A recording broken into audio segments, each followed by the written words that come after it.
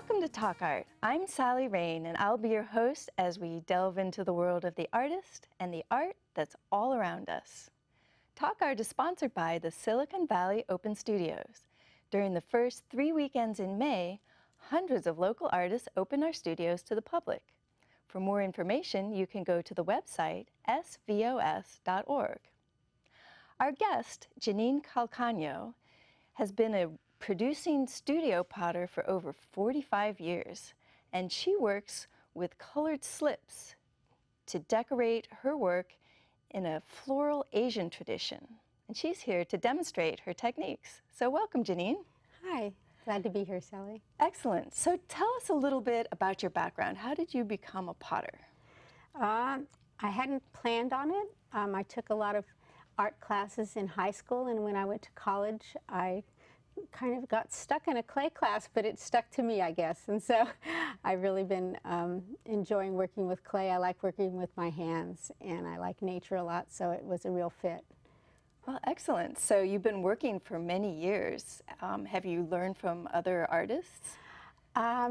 Mainly, when I was in college, I just took a few classes, one each year, and after that, I decided that I really wanted to be a potter. And I'd already gotten credential, but I thought, gee, if I could only just do clay.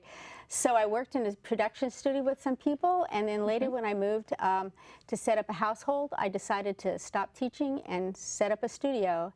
So I did a lot of learning with some workshops, and then just reading a lot, and being in art shows, I just asked a lot of questions of other potters.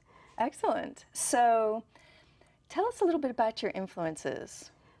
You have a lot of flowers in your pieces. I do. Well, my mother had a beautiful garden. We lived out in the Central Valley amid the alfalfa and tomato fields. And my father set up a beautiful situation with lots of trees, almost like a park setting. And my mother had just wonderful wisteria arbors, tulip beds, you name it. So I was just around flowers all the time. So I guess it just stuck. Excellent. Yeah. Well, you have some images that you brought of your work. So let's take a look at those now, and you can tell us about your techniques. That is probably my seminal image that I have come to think of as what just, I don't know, connotes what I really like a lot. It has a spiral that became part of what I use all the time now with all of my bowls and everything. And so it has a classic Chinese plum blossom pattern, which is really part of the culture there. And so I've used that a lot in decorating a lot of my other production work also. But this is one of my favorite images. Yeah, it looks somewhat three-dimensional. Raised a bit. It is, yeah. When I work with slips, I'm layering layers of clay, so they build upon each other, and then you end up with a texture. And I really like that in my work. I like to have a lot of texture. And this is a piece that I love because of the cherry blossoms. I got to travel to Japan a number of times, and if you happen to be there at the time of year when the blossoms are blooming, you realize that just a couple cherry blossoms on a piece of work is not really going to no, they're not part of the everywhere. deal. So you know, you see the big buses that carry people around, and they have the whole front of the buses painted with cherry blossoms. It just gets in your soul. So when I came back from that trip, I started to make blossoms with profusion. So there you go. I really that looks like them. very fine work. It is, and that's every one of those. I use fine points, squeeze bottles to do each one of those petals. Wow. Plus, there's little stamens there, and so there is really an incredible amount of work on that, but I still enjoy doing them. Excellent. You know, the same thing happens in Japan with the cherry blossoms. You also have the viewing of the maple leaves, just like you have in New England. So that's also a really strong image from that culture. And those are yunomis, those cups. That's a term that's become really popular even in America to use. It's kind of halfway between a teacup and I don't know, a wine glass maybe. But I made a set for somebody, and that was actually a set for people, and I just liked them so much I took a photo. They're beautiful. Thank you. I've done a lot of selling at the Japanese cultural shows in the Santa Cruz, Santa Clara County, I'm sorry. And I've gone to a lot of the matsuris, and when I was there, I had used this image, and someone said, oh, that's Shochikubai.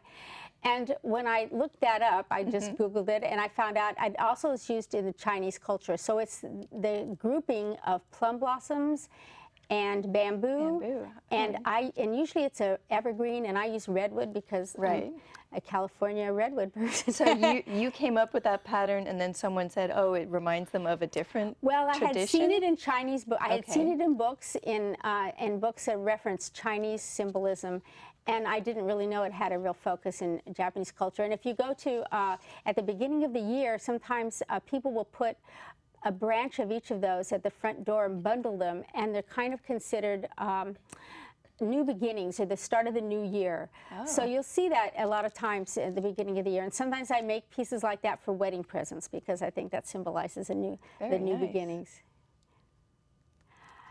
At a certain point, I started to work a little bit more in the arts and crafts period movement, doing a few more things that were less flowers and a little bit more oak leaves and ginkgo. And the ginkgo is also one of the most ancient forms, leaf patterns, and so it's also a strong image.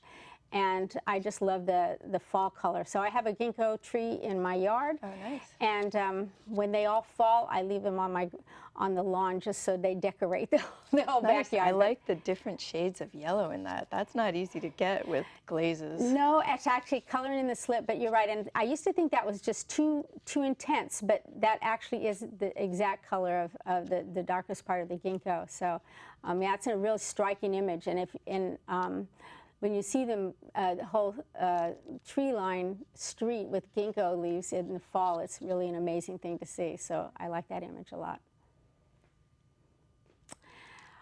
I saw also some blue hydrangeas in Japan once, and I think it's a little bit of artistic license because I've never been able to get a hydrangea that blue.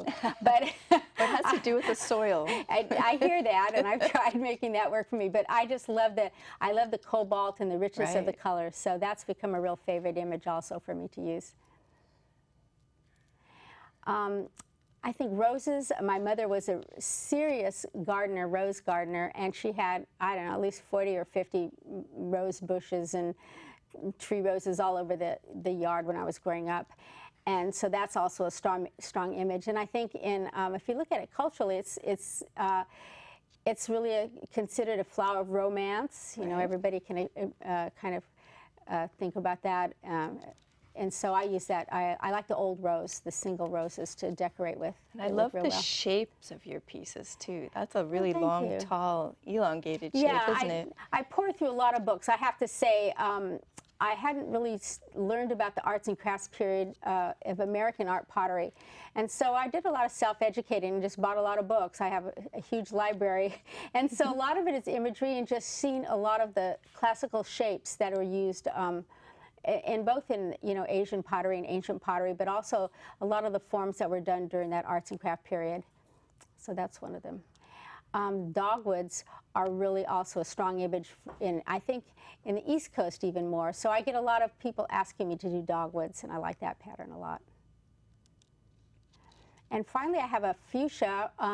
At one point, I was asked to make the prizes for the San Jose Fuchsia Society, so I made tons and tons of pots with fuchsias on them. Beautiful. So let's go over to the demonstration table because you have a demonstration to show us.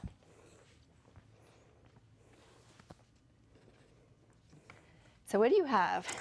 Well, I just thought that I would show how I do my spiral in the middle. It's kind of like spin art.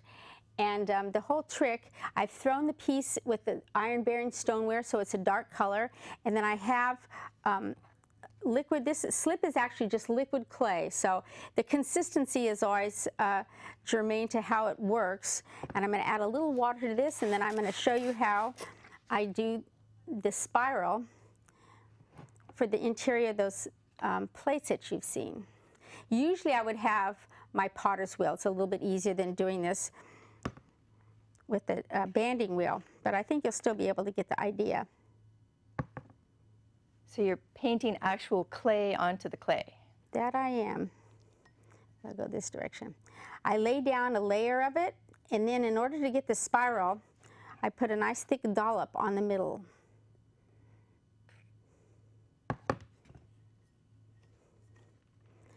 And this is the spin art part.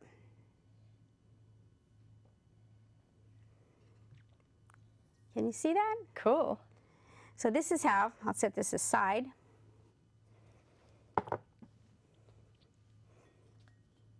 I have one that's already been set up. So the trick is to, as you work with slip, it absorbs into the clay really quickly, but it still needs to set up for about 5 or 10 minutes. And then I add the next layer. So this, I will be preparing to do the decoration. And I learned when one of the trips I went to Japan, that using sumi ink, you can buy liquid ink like this and thin it out, and you can paint it on, use it to paint onto your pot. If you don't like what you've done, you can always wipe it off with a sponge, and then it will burn out. The black won't show when you're finished. Oh, so this is how I set up. So this is kind of your sketch?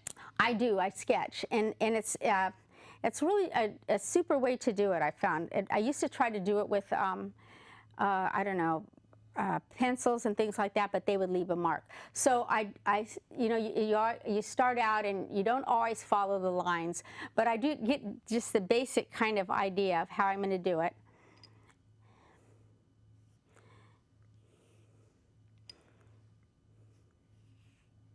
It looks like you've done this pattern quite a bit. I have, it's yeah. Beautiful. I practiced a bit today. So that shows you how I get that basically set out. Then I have my squeeze bottles, and I have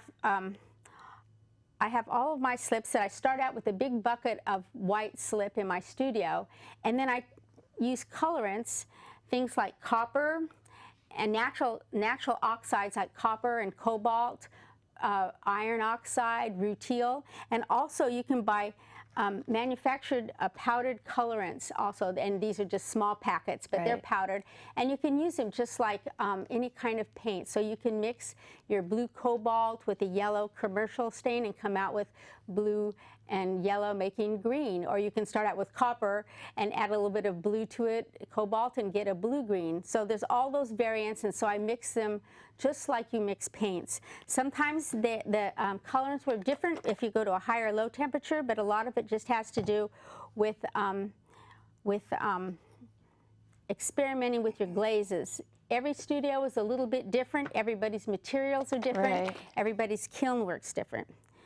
So I have to say, half the time being using slips, the trick is to keep your squeeze bottles from clogging up. So if I calculated the amount of time that I unclog squeeze bottles, it would be, you know, I don't even know what to say about that. So this is it. I'm going to just do a basic line to show you how I do this. So you're painting with the squeeze bottle, and that's what gives it that raised effect. That's how you do it. On your work. Mm-hmm. Interesting. So you can always add on, change it. You can sponge it off if you want to, but this is a leather hard. So the big trick with working with slip is you want to put wet clay onto wet clay or damp clay so that they bind together and they don't pull away. So I use a lot of plastic sheets, and I know it's not good to have plastic bags these days, but I've collected a big supply that will last the rest of my life, I'm sure. And cleaners bags, even though I don't get anything done at the cleaners anymore. But I do all of those. I use a lot of plastic, and also my trusty spray bottle. So when I go to do the blossoms on this, I have my other one with white. I'm going to show you how I do my plum blossoms. And I'm sorry I have to unplug these, but even just for a few minutes they clog up. So, oh goodness. This is called squeeze bottle malfunction. So sorry. So you will see just what it is to do.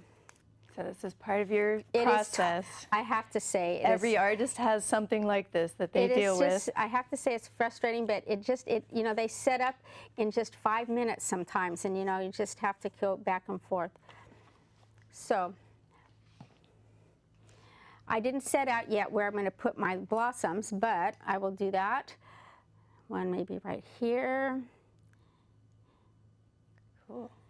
And then one thing about copper is it's a fantastic oxide, but it's very intense. And when it fires, it's the one thing that if you have it underneath something, it will actually bleed up. So I have to carve off a little bit of where the copper is. Oh, I see. And then I go ahead and do my blossoms. So this is the part when you see the raised decoration. Yes. And you see all of, you know, the kind of texture. And I really find when I go into a museum and I see paintings, I'm the kind of person that has to like almost bind my hands behind my back so I don't touch the paint, because I really want to see, I want to see how all of the texture feels. Right. The tactile part of it is really amazing to me. Yeah. So that gives you an idea of how the plum blossoms are done. Beautiful. So now you have some mugs to show us from the beginning to I have the some end. mugs.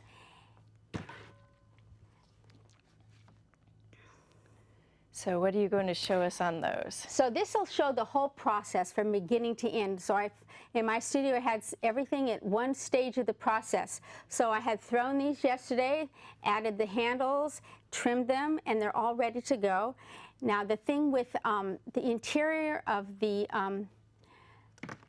mug, if I just put a clear glaze on it, it wouldn't be very nice to look at. So I actually coat the inside with a thin solution of slip. You saw the one that I used to paint the spiral was really thick.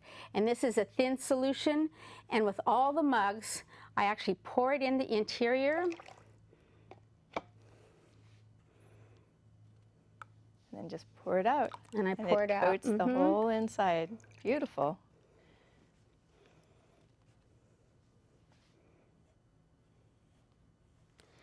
Then I use the thicker solution again.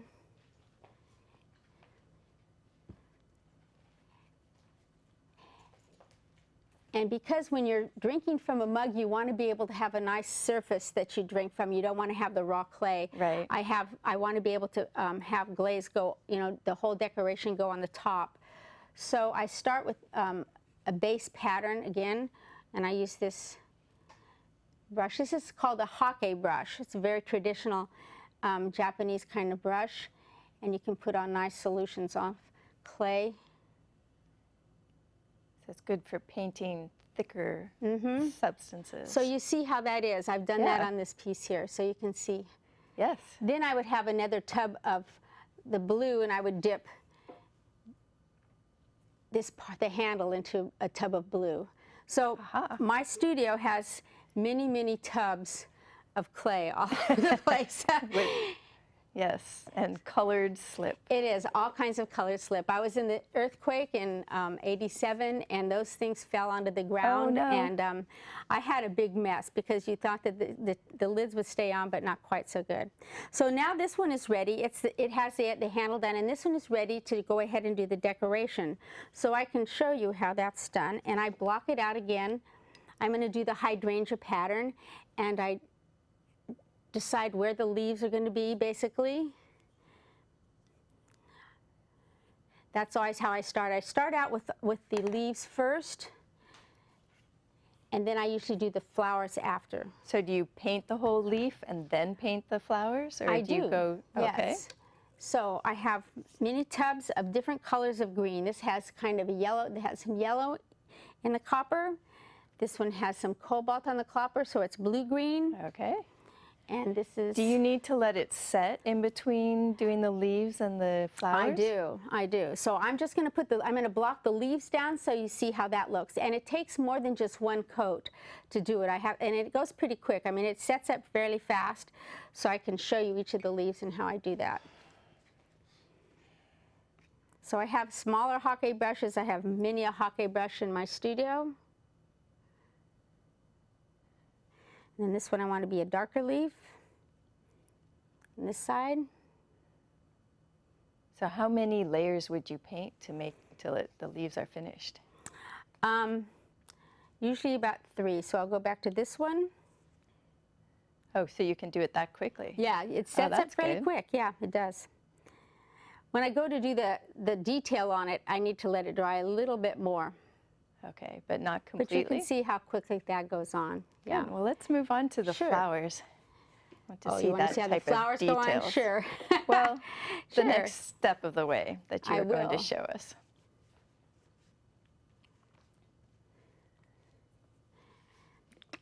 So I block out where the flowers are going to be.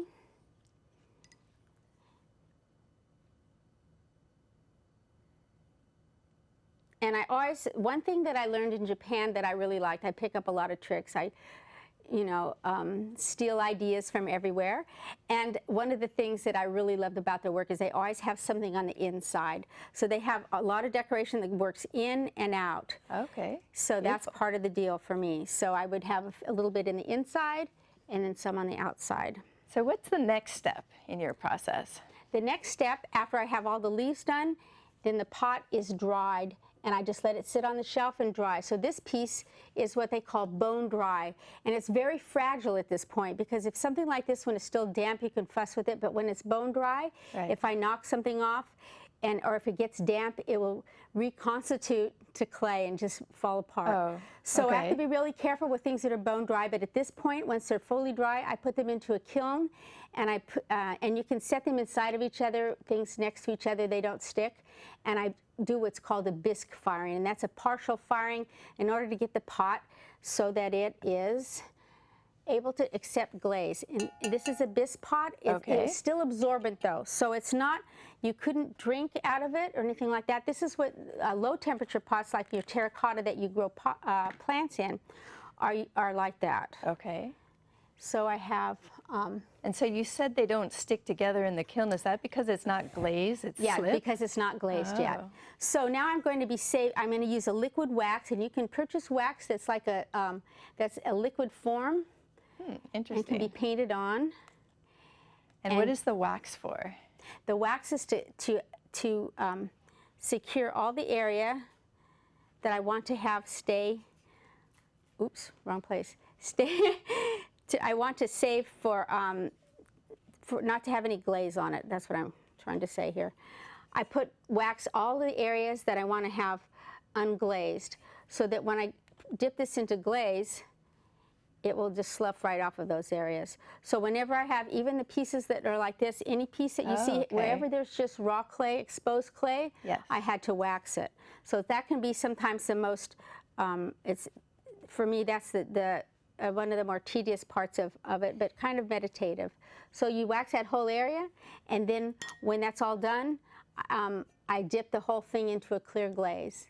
Excellent. Well, let's take a look at some of your finished pieces. You have some images of your studio and then some images to talk about that you've created. Sure. So here are a group of pieces that I did this year for the show. I do a show in Palo Alto for the Association of Clay and Glass Artists. And that's one of the most wonderful shows in California.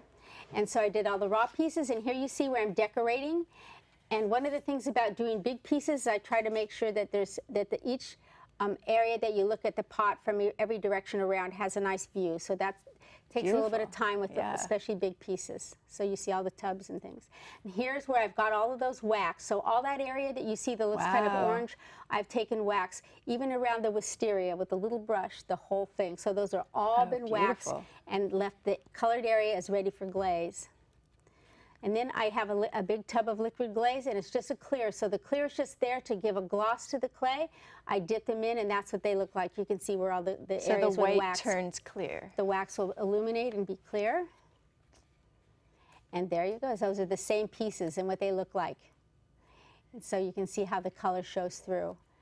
And you see the raw toasted clay color. And I also do reduction firing. Yeah, it shows the color. So this is a piece that I did in collaboration with William Morris, who makes mica shades. He lives in Benicia, and I met him at a show, and he asked me to make bases for him. So he does all the turned wood, and he and his wife do the shades, and I think he does a grand job. So that's a collaboration that you work on. That's a collaboration, and I do, when I make the piece, the vase, I put a hole at the bottom, and then he gives me specs as far as how wide to make the top and the bottom Do you plan in advance how the shades and the base will work together? Yes, he has certain sizes, so he gives me the dimensions, and then, yeah, it's a bit of work, but kind of fun. More bamboo. More bamboo, yeah. It shows all the pieces that I do. A functional work, and I really love doing functional work too. It's one of the biggest parts of my my work. And you can see the spiral and everything. It is, and they're the mugs. I think everybody in the United States or wherever are drinking so much coffee because I make so many mugs. Well, they're beautiful. Thank you for showing us how you create them. Oh, thank you. Yeah, so tell us where we can see your art. Where are you showing? The main place I show is at my home, actually, when I do my open studio, and that's coming up in October. So if people get on my website, they can see where that is in Santa Cruz. And I do the big show, I said, in Palo Alto, the Association of Clay and Glass Artists, which is a wonderful show. So you do the Santa Cruz Open Studios in October, and then during the summer? The summer, it's in July usually, that show. And then I have my, sometimes I'll do a Christmas show. I used to go all over to sell in different places. Now I stay at home and just invite people to my house. It's a lot easier. So, and my studio is always open. If people want to come, they can always call by appointment and they can come see my studio. Excellent. So your work is just beautiful, and the influences of the Japanese art, I think, are fabulous. So thank you so much for being part of Talk Art. And I think showing us the little details and how much work it actually takes for each little flower is quite amazing. It does. It's not for those who are not patient. No. A little bit of attention to detail. Well, thank you so much. You're it's welcome, been a Sally. pleasure. Thank you.